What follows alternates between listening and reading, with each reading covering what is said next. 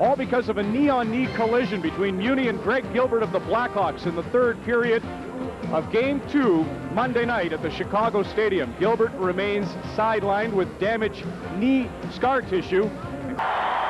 Larmer flips it to Goulet. Goulet out front, a shot, and a big save off Steve Larmer by Bill Ranford. 3-on-2, the Oilers come back, led by Jelena. He's stopped by Kravchuk. He gets it again, throws it back to the net to McTavish. McTavish out front to Jelena. Jelena couldn't get a shot away. And with Balfour down, the puck goes to the side of the net, and the Chicago goaltender dives on it. It's another opportunity right here off the forecheck. Chicago generate many of their scoring chances away from the forecheck. And here's Martin Jelena. He's got the right idea.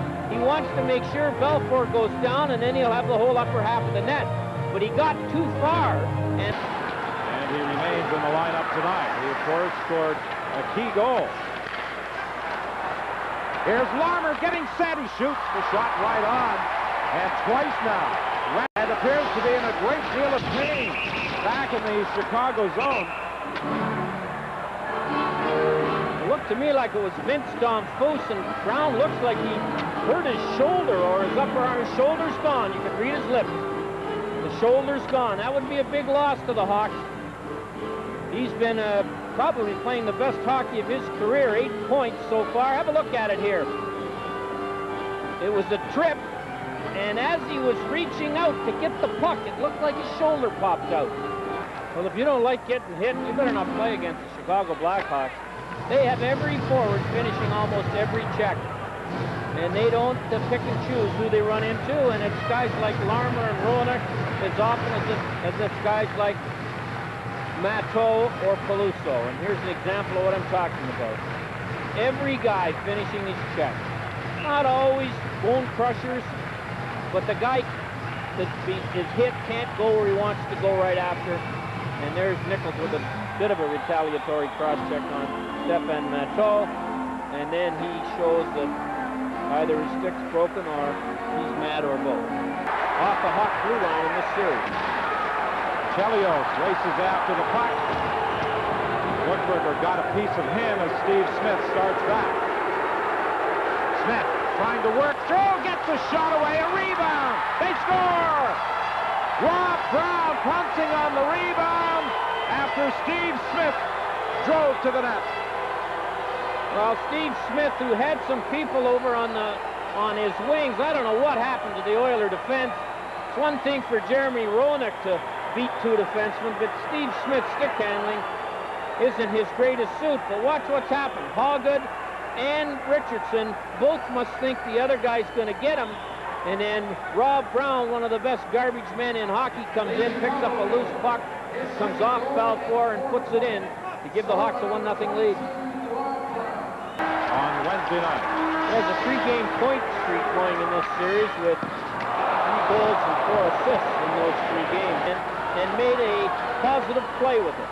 That is, one that either got out of the zone or to one of his teammates. Jelena moving in. He was knocked down by Chelios. The puck back in the net. Scored in the opening period. That lone goal, Ryan Glynn's tying goal in the third period on Wednesday night. Out front for Lemieux! Ranford coming up with a spectacular save. Because of their physical, determined forechecking, creates many of the chances that the Hawks have had in this game and in the first 3. Shoddy defensive zone coverage by the Oilers allowed the Hawks to get this chance by Dirk Graham. Ranford makes the first stop, and Sutter misses the net on a nice rebound. Luna, link wide for Chelios. He takes a hit from McIver, and he's hurt. There's another penalty coming up against the Edmonton Oilers. Norm McIver. Now McIver cross-check. Chelios, there's no question about that. Chelios gets the puck, and McIver cross-checks him right across the side of the head. Larmer for Kravchuk. Over to Roenick. Roenick shoots, scores!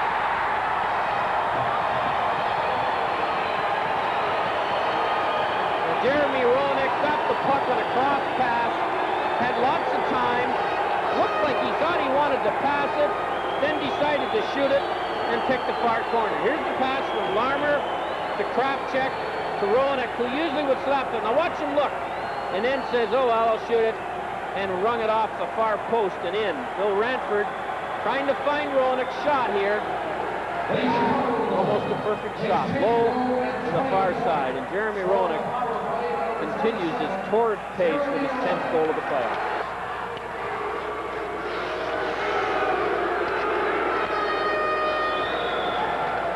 Sutter throws it into the middle. Noonan over to Brown. Back to Noonan. He scores! So Brian Noonan was allowed to go to the net after he made the parallel pass just inside the Oiler blue line. No one took him. Brown waited and slid it to the front of the net.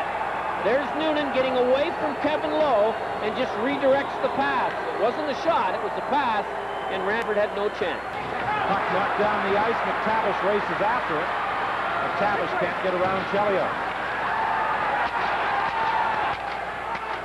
Graham leaves it for Krafcheck in front. They score! Mike Hudson got a stick on it and redirected it past Bill Ranford on a fine play by Krafcheck. 4-0 Chicago. Well, again, you can't blame Ranford. The Oilers are allowed to go to the net without the puck after they make the pass. It was a very similar goal.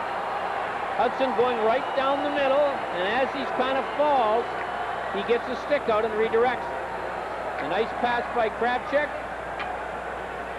And you have to know, as Krafcheck did, that you're going to have somebody going to the net. He just fired it into the area that he hoped his teammate was going. Well, the Edmonton Oilers only once before have been eliminated in 4 straight, and that was by New York when Bailey was coaching in '83. The way they are. An injured Chicago player as Krafcheck is hurt. Here goes Noonan on a breakaway. Scores! 5-0 Chicago. Well, Krafcheck took an awful wallop down in his corner of the rink to the left of Belfour, but Noonan got away alone, and boy, he put this baby upstairs in a big hurry. It's a giveaway right there. Brown gets it to Noonan. Brown wins the race, takes the slash from Lamb, but he stuck it up right over the elbow. A real tough spot for a goalie. Not out far enough to catch, and not in close enough to take it on the top of your arm. Ron Tugnet. Cock perhaps is hoping he doesn't get the call. Bill Ranford can't be blamed at all.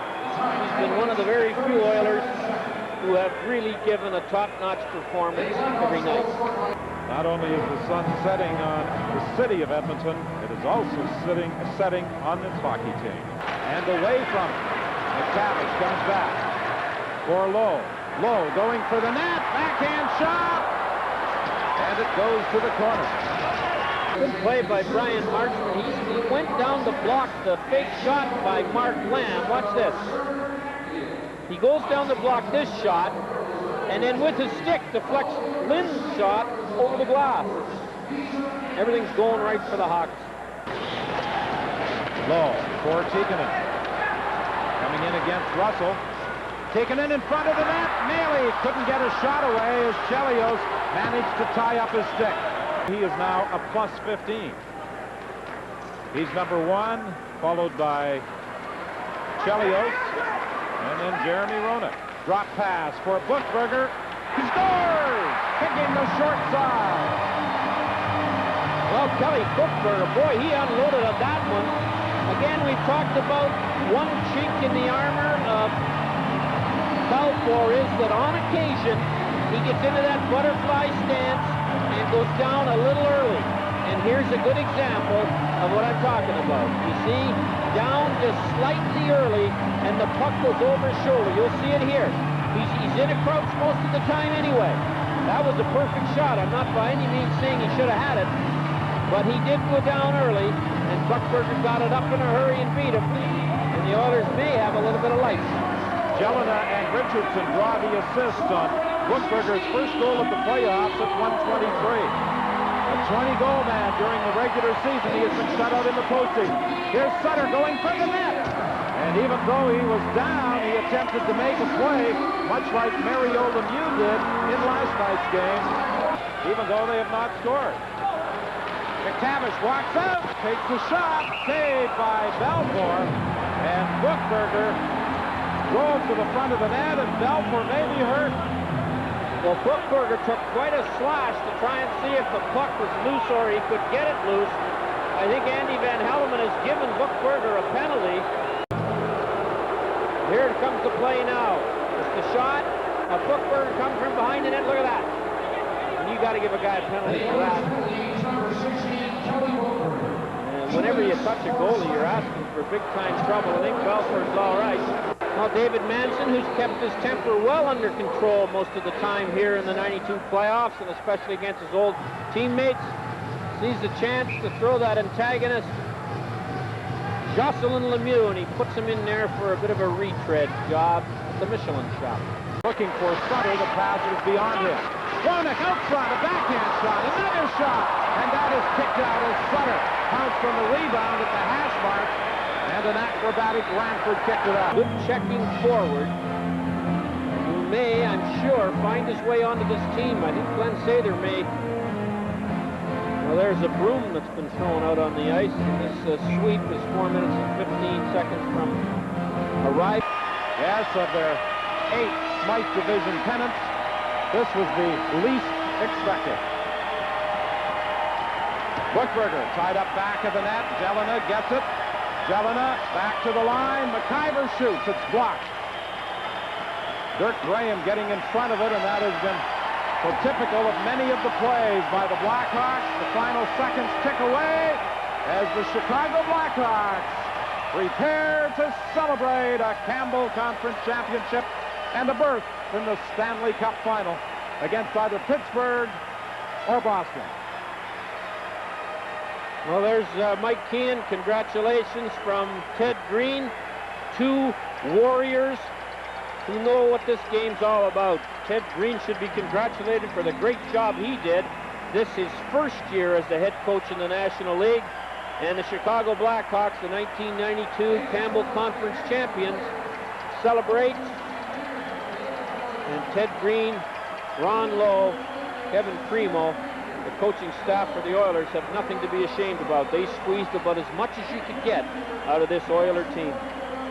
And a tradition that is so much a part of this game.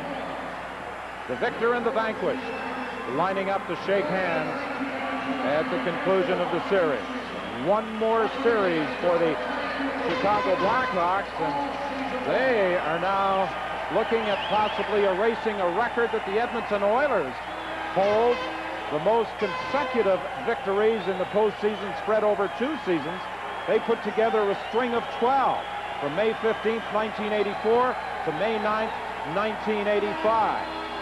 Chicago already with a record 11 consecutive this year, and they have a chance to equal that mark in the first game of the final. Steve Smith just visited the Oiler training staff. Much chance that I guess I can invade that front, but the Chicago Blackhawks have set a record for victories in one playoff year, and on the strength of that are going to the Stanley Cup. Congratulations to you and your teammates for an incredible feat in coming through the way you did. And I'd like, on behalf of the league, to present you with the Clarence Campbell Trophy as the champions of the Campbell Conference. And I wish you the best of luck from here on in. And Dirk, do you want to make another quick acceptance speech? Congratulations. On behalf of all the guys on our team, I'd like to thank you very much. And it was a team effort all the way around. We played hard. You don't beat the Edmonton Oilers without a great team effort with 20 guys. And we have a lot of respect for the guys in the other room. They played hard, and we were glad to come out on top. Thanks. Congratulations. Dirk Graham, Steve Larmer, and Chris Chelios accepting the Clarence Campbell Conference Bowl, and my thanks to the Executive Vice President, Brian O'Neill. So that's the story. The Hawks win the game at the Northlands Coliseum, and on the strength of the winner, going on to the Stanley Cup Championship Final.